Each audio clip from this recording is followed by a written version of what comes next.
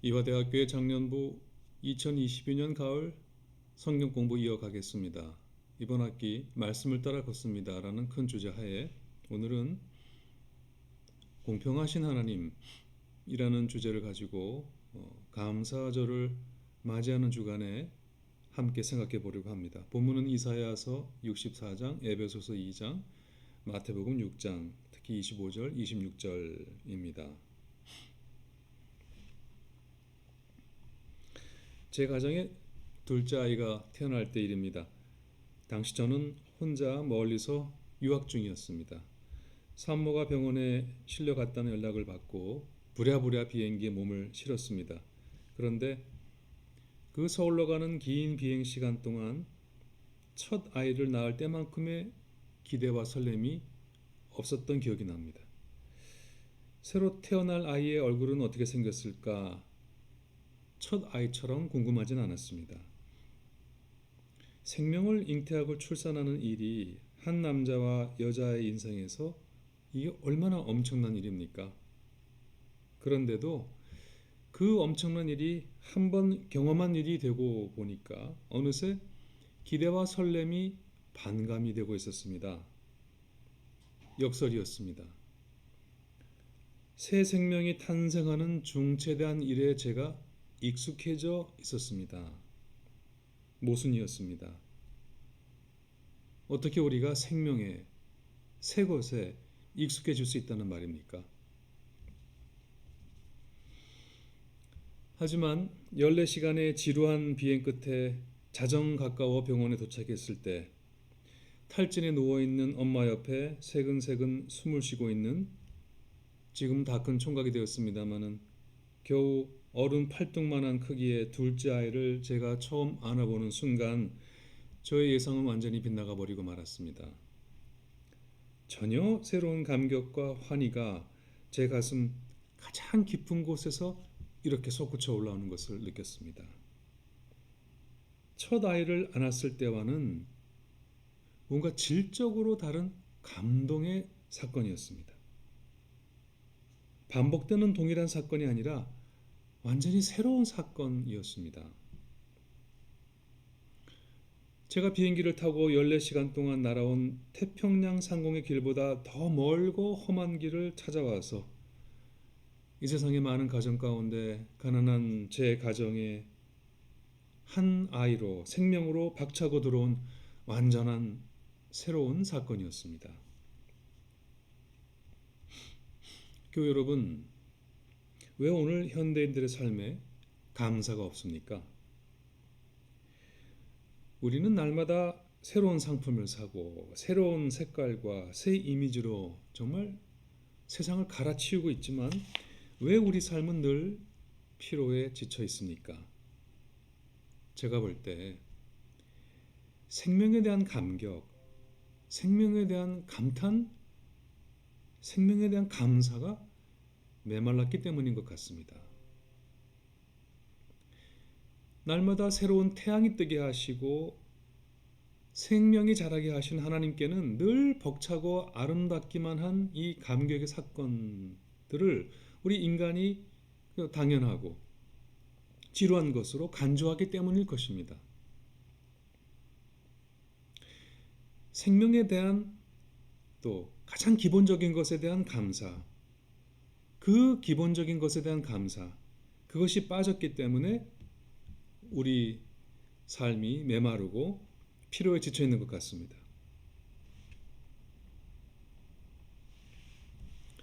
어떤 사람이 아무 이유 없이 하루 종일 피곤하다는 이유로 병원을 찾았습니다. 주말이면 푹 쉬고 별 무리를 않는데도 월요일만 되면 식욕이 떨어지고 피로감이 떠나지 않는다는 것이었습니다. 그는 하루 종일 한자리에 앉아서 같은 일을 반복하는 사람이었습니다. 조립벨트를 타라 자기 앞으로 부품이 오면 간단히 손을 보고 옆으로 흘려가게 하는 작업이었는데 이제는 아주 숙련이 되어서 딴 생각을 하면서도 불량품을 내지 않을 정도로 익숙해졌다고 합니다. 특별히 신경 쓸 일이 없기 때문에 그는 직장에서 조금 더 스트레스를 받는다고 생각하지 않는다. 그는 그렇게 의사에게 우겼습니다. 하지만 그는 심각한 스트레스에 노출되어 있었습니다. 이른바 조립대 히스테리, 즉 단순한 일을 반복하면서 발생하는 전형적인 정신적 압박을 받고 있었습니다. 오늘날처럼 모든 것이 기계화되고 자동화되고 전문화되고 조직화가 되어서 결국 단조로운 일만 반복하게 되는 현대인들에게 공통된 증상이라고 합니다. 우리가 잘못 알고 있는 상식이 하나 있는데요. 단순한 일을 하는 사람보다 복잡한 일을 하는 사람이 더 많은 스트레스를 받을 거라고 하는 그런 이해단입니다. 그런데요, 지루하고 반복되는 일이 훨씬 더 큰 스트레스를 야기한다는 것이 여러 실험에서 증명되었습니다. 교회 여러분, 혹시 요즘 삶이 단조롭고 지루하십니까? 내 삶이 쳇바퀴 속의 다람쥐처럼 여겨지십니까? 일과 학업에 대한 흥미와 도전의식이 상실되었습니까? 공부든 일이든 그것을 처음 시작할 때 가졌던 설렘과 기대감이 사라졌습니까? 한번 해봐야지. 무언가 해보겠다는 도전정신과 모험정신, 그리고 새로운 것을 해보려는 창의성이 점점 줄어들고 있는 것 같습니까? 조금씩 반복되는 일상에 지치기 시작합니까? 대신에 늘 쫓기진 않는지요? 시험에, 업무에 대한 긴장이 꼬리처럼 이어집니까? 책을 펴도 책이 머리에 들어오지 않고 혹시 책을 손에 들고 있어야 마음이 편하십니까? 친구들과 사교하는 시간도 아까워지기 시작합니까? 심지어는 이 밥 먹는 시간도 아까워집니까? 잠자리에 들어도 무언가 제대로 마치지 않은 것이 있는 것 같은 마음에 편치 않습니까? 혹시 아예 휴일이라고는 없는지요? 일주일에 최소한 하루도 놀이와 취미로 지친 심신을 풀어줄 마음의 여유가 생기지 않습니까? 그렇게 쫓기다가 점점 가족에 대한 또 타인에 대한 배려와 넉넉함이 사라지는 자신을 발견하십니까?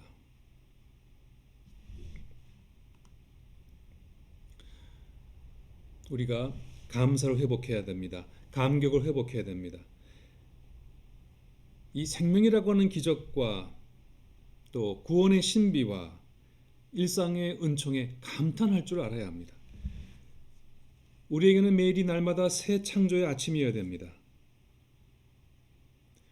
우리는 보통 큰일 혹은 중요한 사건에만 감사 기도를 드리곤 하는데 그런 것을 우리는 기복신앙이라고 하지요. 삶과 생명에 있어서 기본적인 것에 대한 감사, 그 근원적인 것에 대한 감사가 빠져 있는 것을 우리는 기복신앙이다 그렇게 말합니다. 이런 신앙은 하나님께서 날마다 은총으로 주시는 햇빛, 단빛, 물, 공기 당연한 것으로 익숙한 것으로 여겨서 감사할 줄 모르게 만듭니다. 당연한 것으로 여기게 합니다. 무슨 특별한 일이 있어야 요즘 말로 뭔가 대박이 터져야 그것만 감사하는 삶을 살게 만듭니다. 그런 것이 기복신앙입니다. 하지만 여러분, 오늘도 우리의 각막에 쏟아지는 저 따사로운 햇볕과 신선한 물과 맑은 공기에 감사하는 마음이 안 듭니까? 우리 일상의 이 평온함과 아름다움과 소중함에 대한 감사하는 마음이 안 듭니까? 날마다 우리 마음에는 우리 영혼에는 그런 감사의 마치 그 새살이 뽀얗게 돋아나야 됩니다. 우리들의 굳어진 마음에 그런 뽀얀 새살이 날마다 돋아나야 하지 않겠습니까? 제가 고은 목사님의 이제 알았습니다 라고 하는 시를 여기 갖고 왔습니다.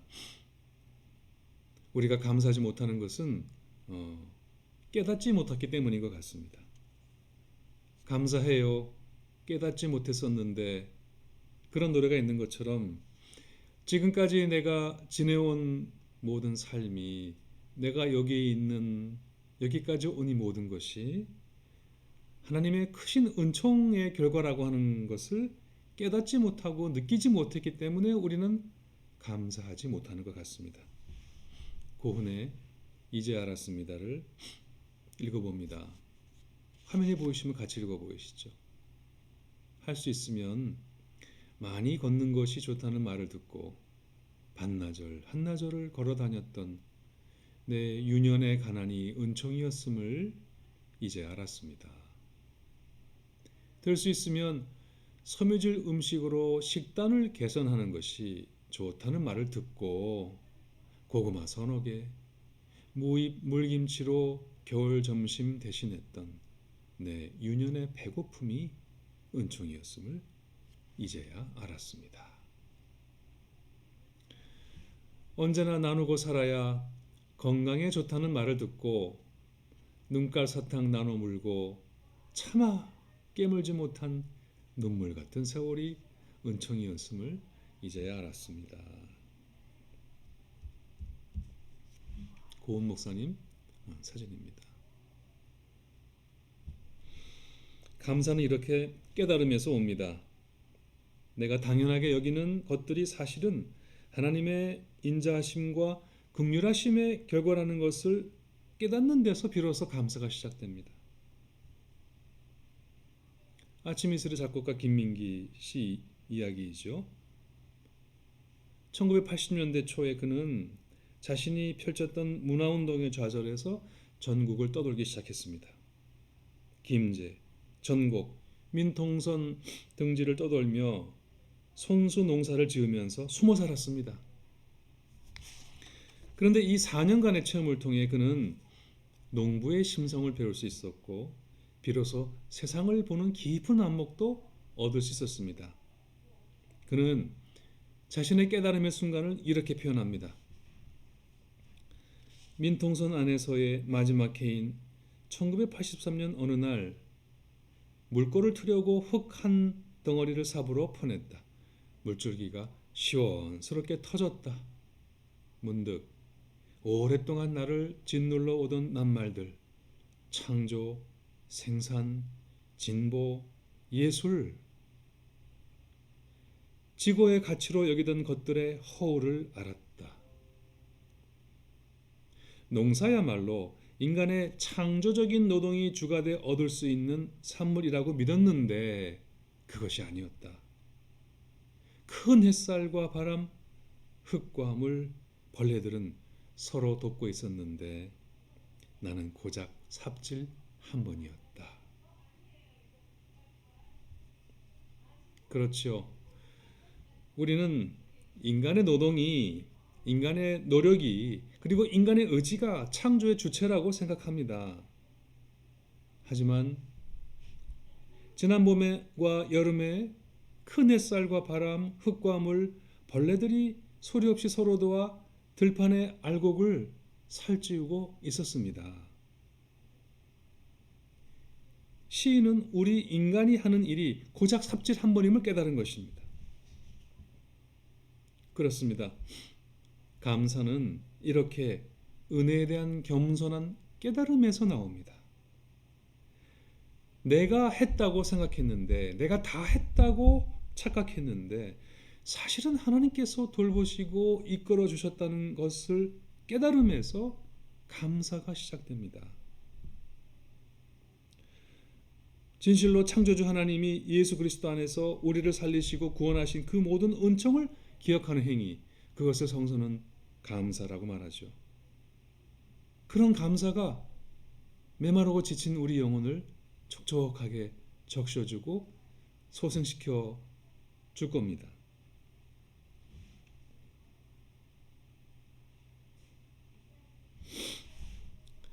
현대인들이 감사하지 못하는 삶을 사는 이유는 또 한 가지가 있습니다. 그것은 우리가 어디를 가든지 항상 내 마음속에 언제나 가지고 다니는 그 자가 하나 있죠. 비교의 자라고 하는 자가 있습니다. 참 이상한 자입니다. 이 자는 사물을 올바로 재고 판단하게 해주기보다는 이 자기보다 우월해 보이는 것들에 대해서 아주 본능적인 질투의 감정을 불러일으키는 도구가 바로 이 비교의 자입니다. 꼭 우리는 마음속에 동 묻은 칼을 하나 가지고 다니는 것처럼 늘 이걸 가지고 자신을 찌르고 아프게 하죠. 예, 질투라는 감정입니다. 질투. 인간이 세상에 태어날 때부터 타고나는 본능적인 감정의 하나입니다. 한 번 더 제 아이들 얘기를 해보고 싶습니다. 제 아들이 저는 둘이 있는데요. 제 4살 형이 4년 뒤에 태어난 아까 말씀드린 둘째 아기, 갓난 아기 아우를 질투해서 보니까 세상에 어른들 몰래 그 아기 얼굴을 꼬집고 핥히곤 하더군요. 새로 태어난 아우에게 부모의 사랑과 주위의 관심이 정말 소나기처럼 쏟아지니까 소외와 질투의 감정을 느껴서 드디어 퇴행 현상까지 보였습니다. 잘 아시지만 새삼스럽게 그냥 바지에 오줌을 쌓아버림으로써 그냥 어른들의 관심을 끌려 하질 않나. 기껏 이유식으로 바꿔놓은 식사 습관을 버리고 갑자기 다시 우유를 찾지를 않나 그랬습니다. 이 모두가 질투의 감정, 아니 사랑을 독점하고 싶은 감정에서 나온 거죠. 어린 아이들만의 이야기일까요? 우리 어른들 이야기 해봅시다. 어른들은 오랜만에 동창회에 다녀오고 나서 괜스레 침통해집니다. 왜 그렇죠? 아니 정말 반가운 옛 친구들을 만나서 맛있는 음식도 먹고 즐겁게 얘기하며 정말 좋은 시간을 보내고 왔는데 돌아와서 갑자기 혼자 불편해서 잠을 이루지 못합니다. 예, 그놈의 비교의 자 때문입니다. 이 자의 특징은 자신이 갖고 있는 것보다 남의 것만 열심히 보게 하는 특징이 있습니다.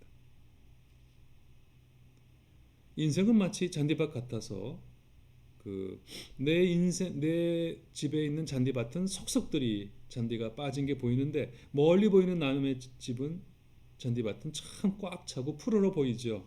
하지만 가까이 가보면 그 집의 잔디밭도 숭숭 비어 있는데 말입니다.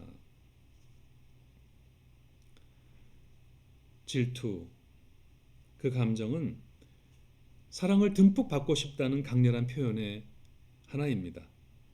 그래서 오직 따스한 관심과 사랑만이 그 치료책이 된다는 것을 우리는 잘 알고 있습니다. 어찌 보면 이 질투라는 감정은 시샘으로 뭉친 잘못된 감정이라기보다 사랑받고 싶은 욕구에서 출발한 것이기 때문에 연민이 느껴지기도 하는 외로운 감정이지요. 그런데요, 질투는 결코 조용한 감정이 아닙니다.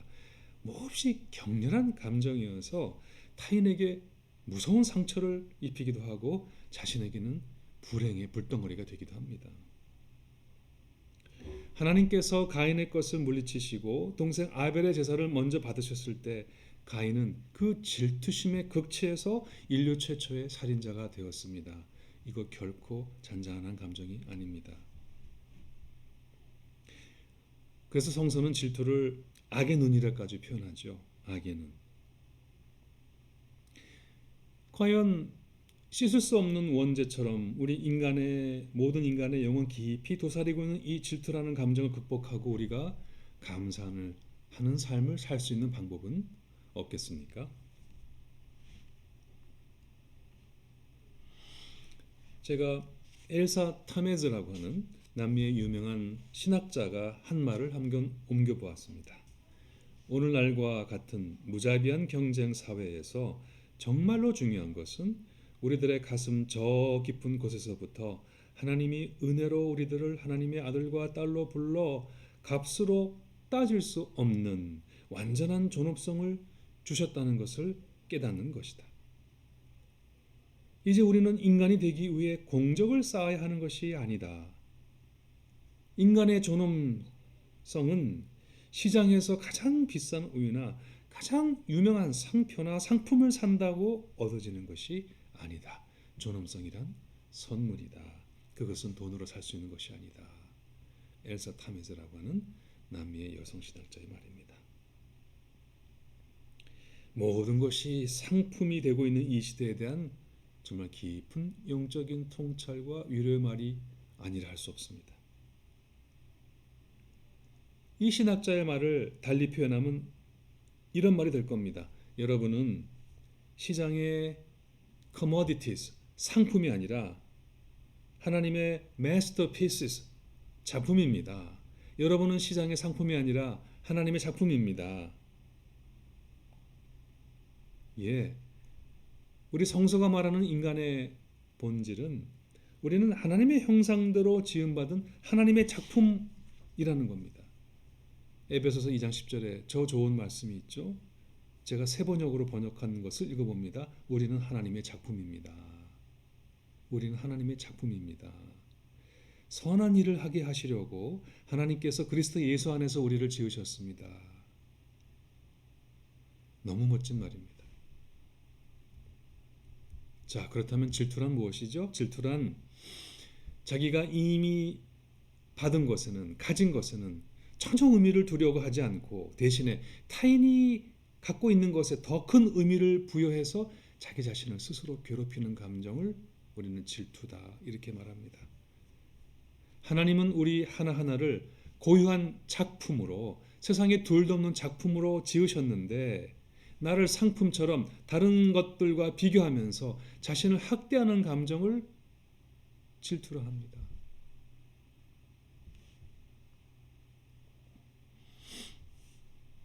옹기 사진이죠. 성서에는 어떤 옹기가 나는 다른 옹기처럼 저렇게 멋있게 만들지 않고 왜 이렇게 만들었느냐라고 불평하는 이야기가 나옵니다. 많은 목사님들은 옹기는 옹기장이가 만든 대로 살 것이지 아무 불평할 자격이 없다는 식으로 이 구절을 해석하곤 합니다. 하나님의 주권을 강조하는 좋은 신앙처럼 들리지나 이 해석은 정당한 비평을 가로막고 좀 더 근본적으로는 그 불평이 왜 잘못됐는지를 바로 짚어주지 못합니다. 만약 그 불평하는 옹기가 사실은 편협한 눈으로 자신을 초라하고 비루하게 바라보고 있었다면 어떻게 되겠습니까? 옹기장이신 하나님은 옹기 하나하나마다 정성을 다해서 각각의 고유한 멋을 살려놓으셨건만 그 불평하는 옹기는 어떤 특정한 옹기를 지목하면서 나는 왜 저 옹기처럼 생기지 않았느냐, 나는 왜 저 옹기 같은 상품성이 없느냐라고 불만을 터뜨렸는지도 모릅니다. 자신이 이 세상에 단 하나뿐인 작품인데도 왜 나는 다른 상품과 다르냐고 불평한 것인지도 모릅니다. 자, 이런 맥락에서 그 유명한 그 옹기장이와 옹기의 이야기를 다시 읽어보면은 이 이야기는 옹기장이 하나님이 마음대로 빚은 대로 체험하고 살아라는 그 말은 아니라 우리 하나하나를 상품이 아니라 작품으로 창조하신 옹기장의 깊은 뜻을 깨달으며 자신에게 주어진 그 고유성과 존엄성을 감사하며 기뻐하며 살아라, 그 말씀은 아니겠습니까?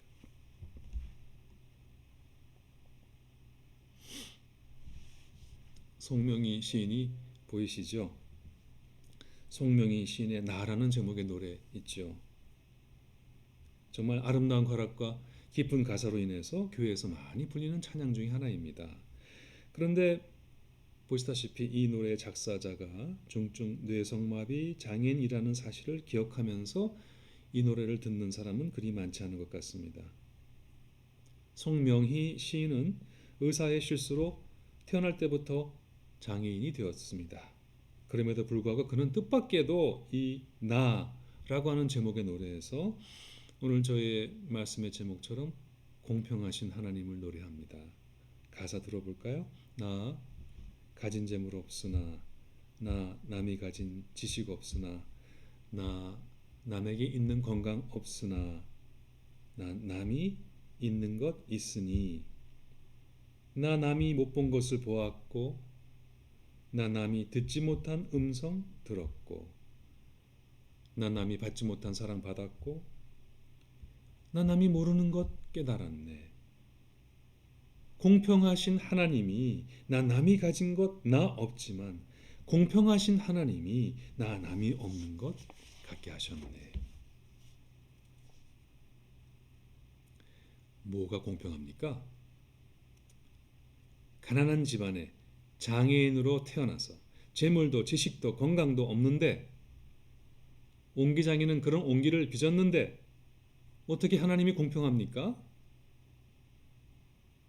시인은 재물이 없기에 대신 가지게 된 것, 보이지 않고 들리지 않기에 대신 보고 듣게 된 것, 그래서 남은 알지 못하지만 하나님의 똑같은 은혜와 사랑을 받은 것에 주목합니다.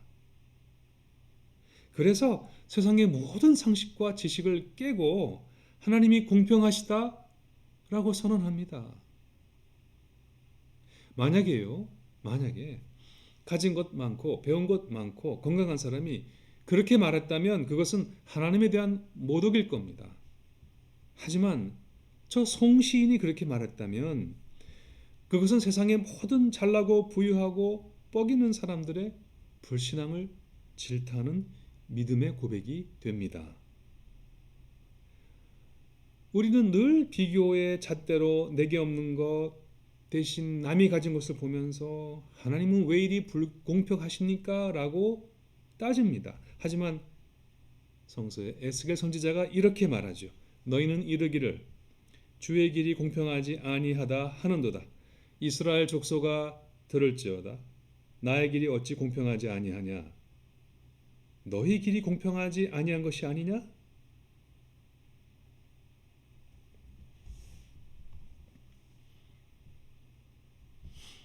경애하는 교회 여러분, 여러분은 우리 한 사람 한 사람은 하나님의 작품입니다. 그러므로 여러분을 시장의 상품처럼 만들지 마십시오. 우리 시대가, 우리 문화가, 우리의 직장이, 심지어 우리와 가까운 사람들이 우리를 상품처럼 취급하려 할 때 이렇게 말해 주십시오. 나는 하나님의 작품입니다. 나는 이대로 아름답습니다. 나는 이대로 온전합니다. 나는 물건처럼 사고 팔거나 상품처럼 비교할 수 없는 하나님의 작품, 하나님의 걸작품입니다. 하나님이 기뻐하시는 이 세상에 있는 단 하나의 존재입니다. 여러분을 지으시고 좋았다, 아름답다, 사랑스럽다라고 경탄하신 창조주 하나님에 대한 믿음을 회복하십시오. 그 하나님께서 선물로 주신 이 생명과 이 공기와 이 햇빛과 이 일상의 소중함에 감사하는 그 감사 신앙을 회복하십시오. 하나님께서 예수 그리스도 안에서 행하신 그 놀라운 구원의 은총을 기억하는 감사의 신앙을 회복하십시오. 그 감사의 기억이 여러분을 살리고 새롭고 의로운 생명길로 날마다 인도할 것입니다. 우리가 부르는 그 감사의 노래가 우리 삶에 또 다른 감사의 기적을 날마다 낳을 것입니다. 예수께서 이렇게 말씀하셨습니다. 그러므로 내가 너희에게 이르노니 목숨을 위하여 무엇을 먹을까 무엇을 마실까 몸을 위하여 무엇을 입을까 염려하지 말라. 목숨이 음식보다 중하지 아니하며 몸이 의복보다 중하지 아니하냐. 공중의 새를 보라. 심지도 않고 거두지도 않고 창고에 모아들이지도 아니하되 너희 하늘 아버지께서 기르시나니 너희는 이것들보다 귀하지 아니하냐.